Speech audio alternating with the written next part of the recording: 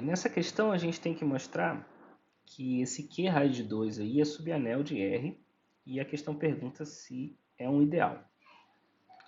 Esse Q raiz de 2 são os elementos da forma... É muito importante entender como que você lê o conjunto, tá?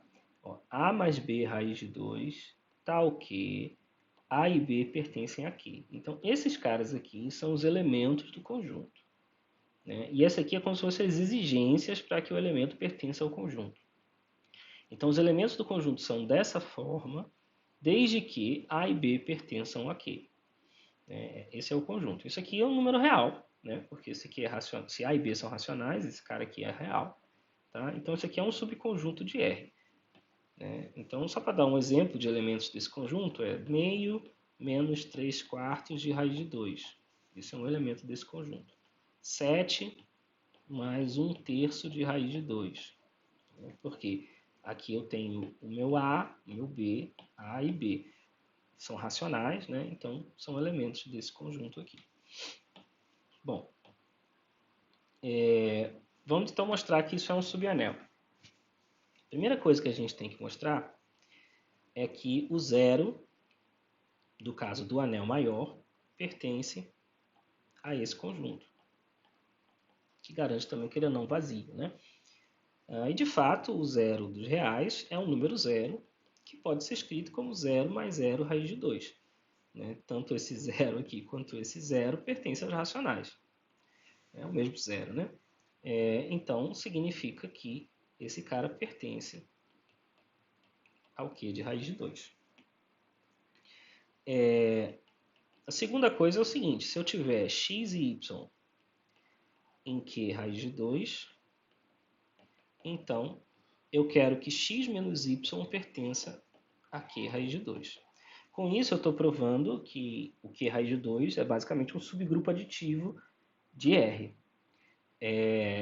Eu estou provando tanto que ele preserva a adição, que quer dizer que é fechado para adição, quanto fechado para a escolha do simétrico.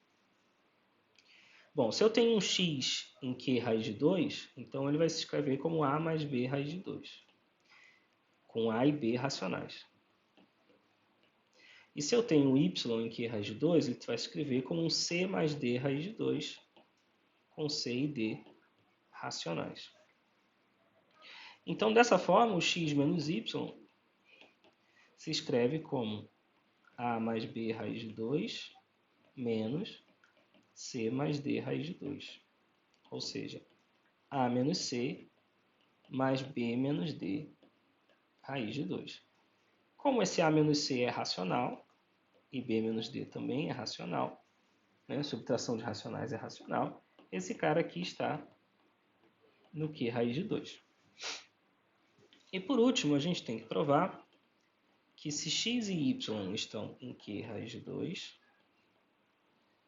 então o produto x vezes y tem que estar em Q raiz de 2 também, para que seja um subanel. Então eu vou usar o mesmo, esses aqui mesmo, né? A mais B e C mais D, para poupar um pouco de espaço, não vou escrever de novo. Quando eu faço x vezes y, isso aqui vai dar A mais B raiz de 2, vezes C mais D raiz de 2, que vai dar, fazendo logo a conta, vai dar AC mais 2BD, mais AD mais BC vezes raiz de 2. É claro que isso aqui é racional, esse aqui também, e portanto, esse cara pertence ao Q raiz de 2. Né? Esse aqui é produto de racionais, dobro de um racional, soma de racionais, tudo isso aqui é racional. Então pronto, então de fato, o Q raiz de 2 é subanel de R. Quanto a ser ideal, vou fazer nesse cantinho aqui. Ele é ideal? Não, não é. Por que ele não é ideal? Tem alguns argumentos para a gente ver isso. Tá? Um deles é o seguinte, se ele fosse ideal, eu teria que conseguir pegar um elemento de Q raiz de 2 e multiplicar por um elemento qualquer real. Quando eu tivesse isso aqui, eu teria que, essa é a pergunta, né? Que um AX teria que pertencer ao Q raiz de 2. Essa é a questão. Mas não é verdade isso. Né? Por exemplo, agora é questão de escolher um exemplo esperto. Né? Se eu pegar x igual a 1, tá? E eu pegar o a igual a, por exemplo, π, tá? Então, a gente tem que 1 vezes π, que é π, ele não vai pertencer, né, a esse Q raiz de 2.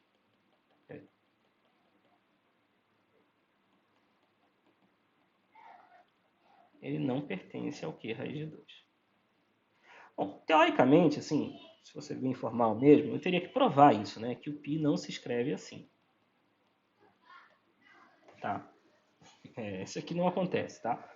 Não vou exigir isso de vocês, não. Seria complicado essa prova, né? Mas acho que vocês devem acreditar que isso aqui não acontece, né?